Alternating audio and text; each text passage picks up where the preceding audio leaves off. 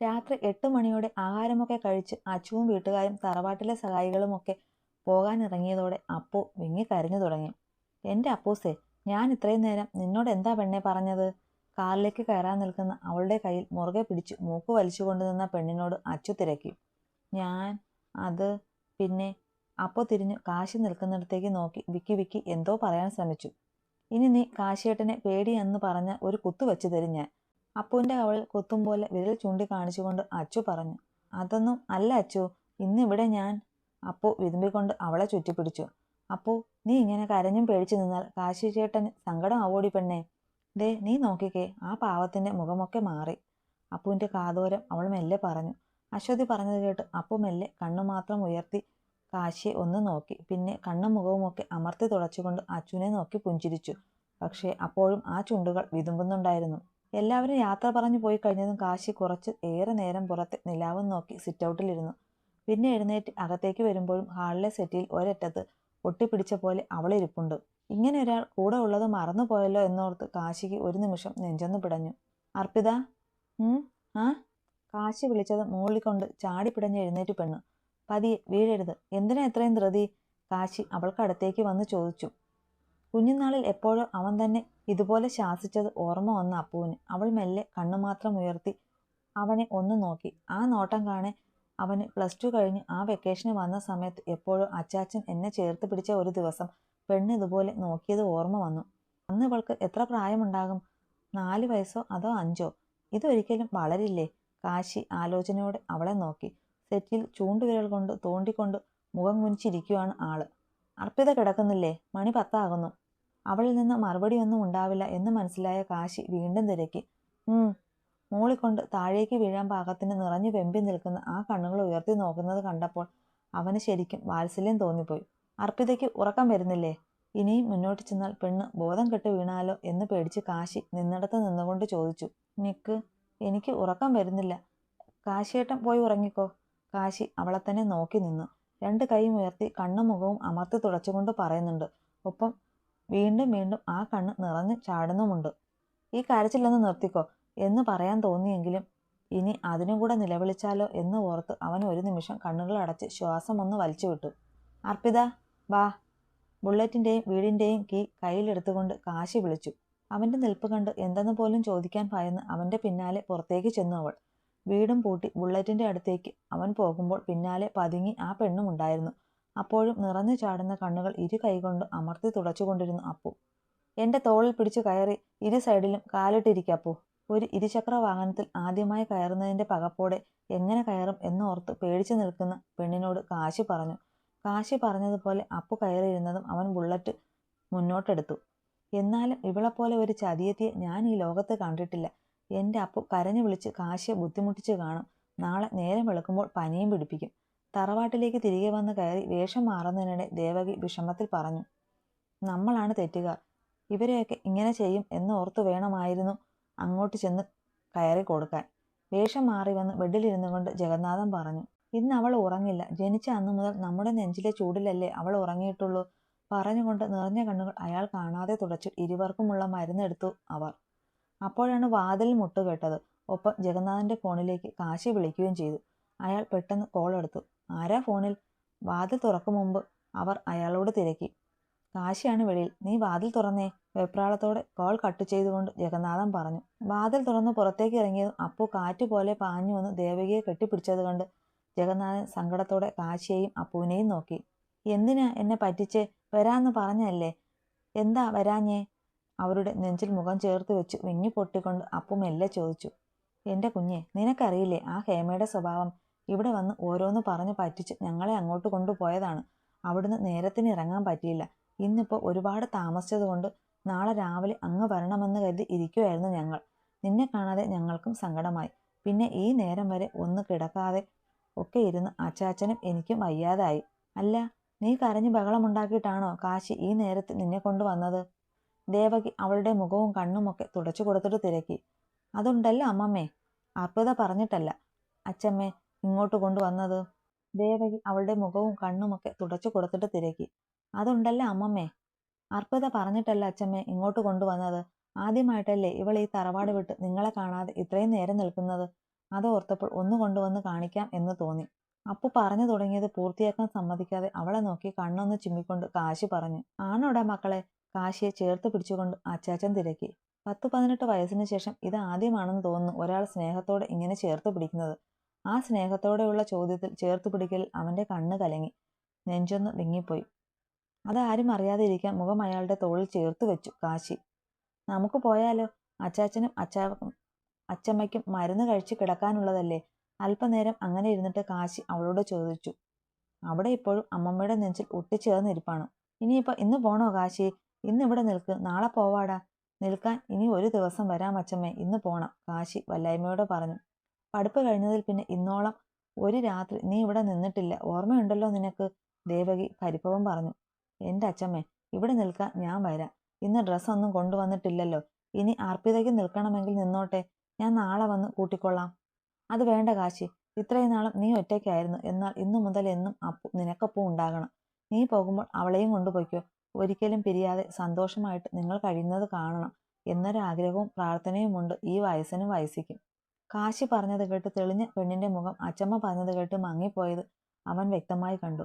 ആ മുഖത്തേക്ക് നോക്കിക്കൊണ്ട് തന്നെ അവൻ പോകാനായി എഴുന്നേറ്റു. അപ്പോ ചെല്ലു മോളെ, നാളെ രാവിലെ അമ്മമ്മ അങ്ങ് വന്നേക്കാം. അവളുടെ പിണക്കം നിറഞ്ഞ മുഖം കൈകളിൽ കോരിയെടുത്തു ആ നെറ്റിയിൽ ചുണ്ടു ചേർത്തുകൊണ്ട് ദേവകി പറഞ്ഞു.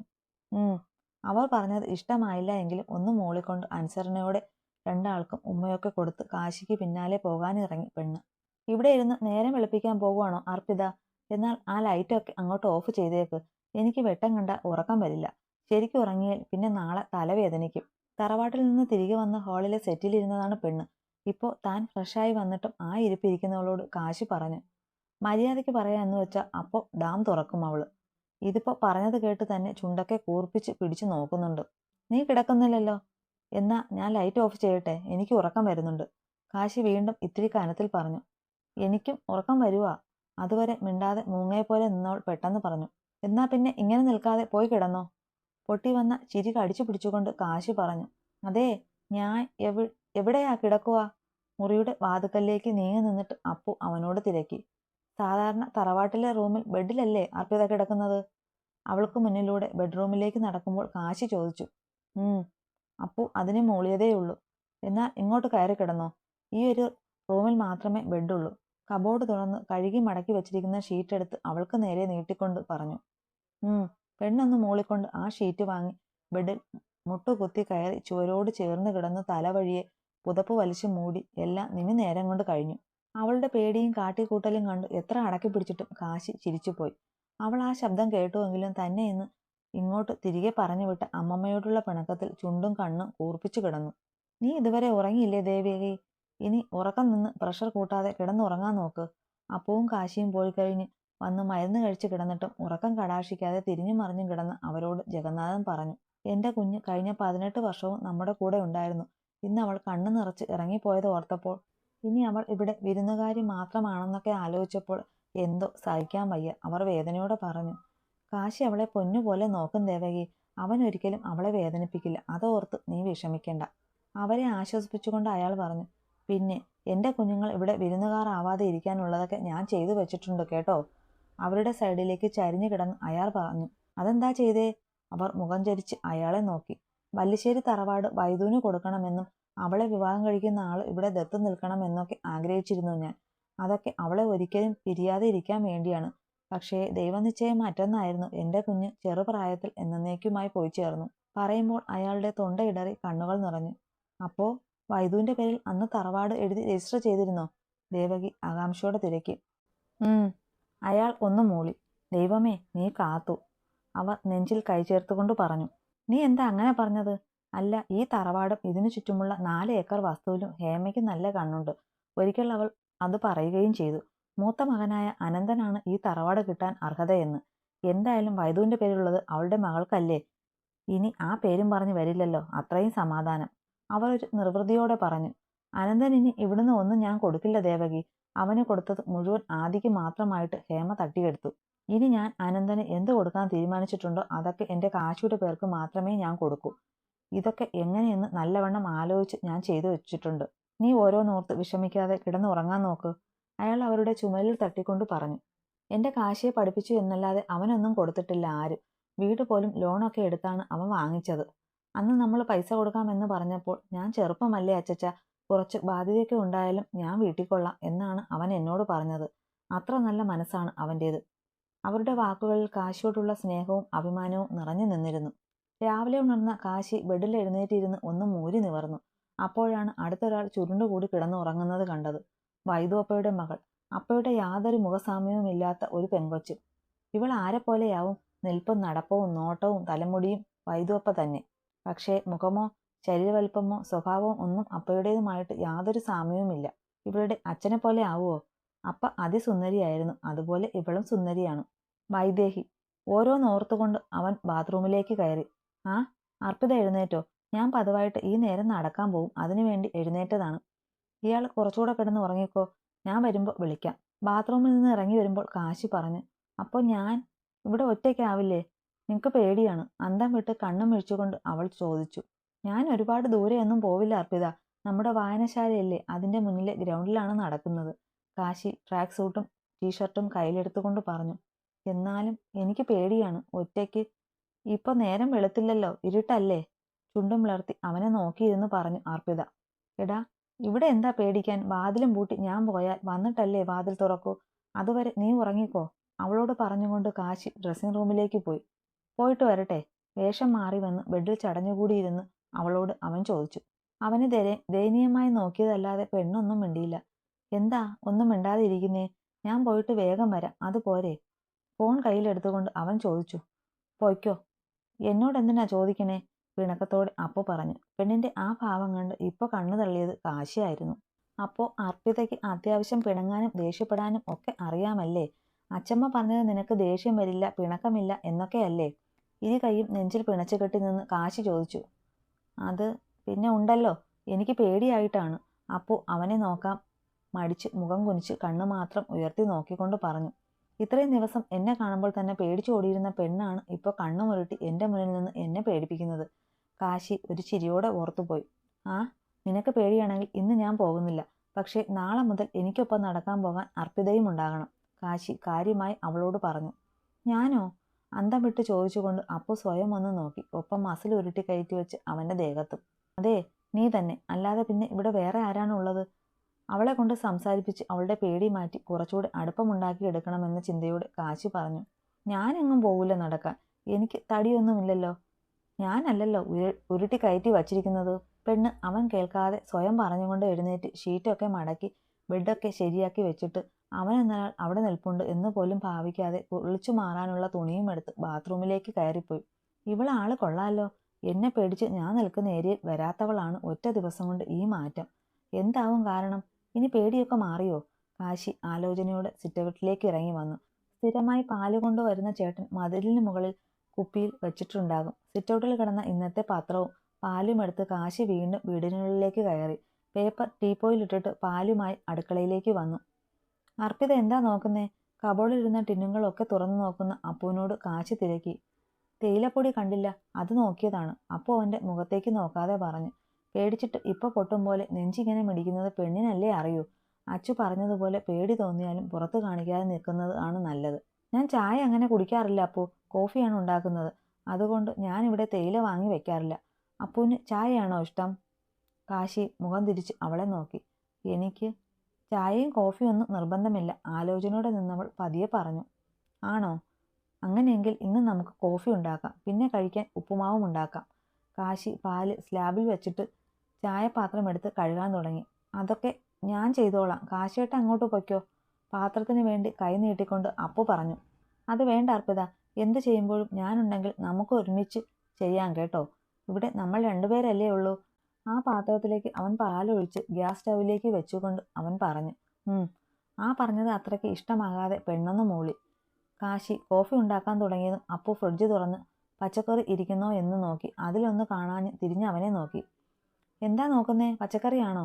കാശി കോഫി എടുക്കാൻ കപ്പ് എടുത്ത് വെച്ചുകൊണ്ട് തിരക്കി. ഇതിൽ ഇന്നലെ രാത്രിയിലെ ഫുഡ് ബാക്കി വന്നതൊക്കെ ഇരിപ്പുണ്ടല്ലോ, പിന്നെ എന്തിനാ വീണ്ടും ഉണ്ടാക്കുന്നേ? അപ്പു അതൊക്കെ എടുത്തു നോക്കിയിട്ട് അവനോട് തിരക്കി. അത് ഞാൻ മറന്നുപോയി, എല്ലാവരും കഴിച്ചു കഴിഞ്ഞ് ഉഷമ എടുത്തു വെച്ചിട്ട് എന്നോട് പറഞ്ഞിരുന്നു. കാശി ഒരു ചമ്മലോടെ അവളോട് പറഞ്ഞുകൊണ്ട് കോഫി കപ്പ് അവൾക്ക് നേരെ നീട്ടി. അപ്പു മെല്ലെ കൈനീട്ടി അത് വാങ്ങി. തറവാട്ടിൽ അപ്പൂപ്പൻ അടുക്കള ഭാഗത്തേക്ക് വരാറേയില്ല. അതുപോലെ വല്യമ്മാവനോ കുഞ്ഞമ്മാവനോ അടുക്കളയിൽ നിൽക്കുന്നതും കണ്ടിട്ടില്ല. എന്തിന്, ആദിയേട്ടൻ പോലും അമ്മായി എല്ലാം ഇരിക്കുന്നിടത്ത് കൊണ്ടുപോയി കൊടുക്കും. പക്ഷേ ഇവിടെ കാശിയേട്ടൻ എന്താവും ഇങ്ങനെ? അപ്പു ആലോചനയോടെ കോഫി ഒന്ന് മൊത്തി. ആ, ചൂട് കോഫി കുടിച്ചിട്ട് അപ്പു അറിയാതെ വിളിച്ചുപോയി. എന്താ എന്താ അർപ്പിത?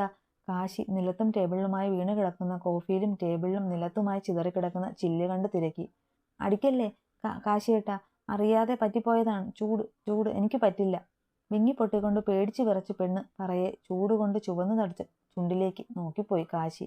എവിടെ നോക്കട്ടെ, വന്ന് വായെന്ന് കഴിയേ പറഞ്ഞുകൊണ്ട് അവൻ അവളുടെ കയ്യിൽ പിടിക്കാൻ ശ്രമിച്ചതും പെണ്ണ് ഞെട്ടിക്കൊണ്ട് പിന്നിലേക്ക് നീക്കി.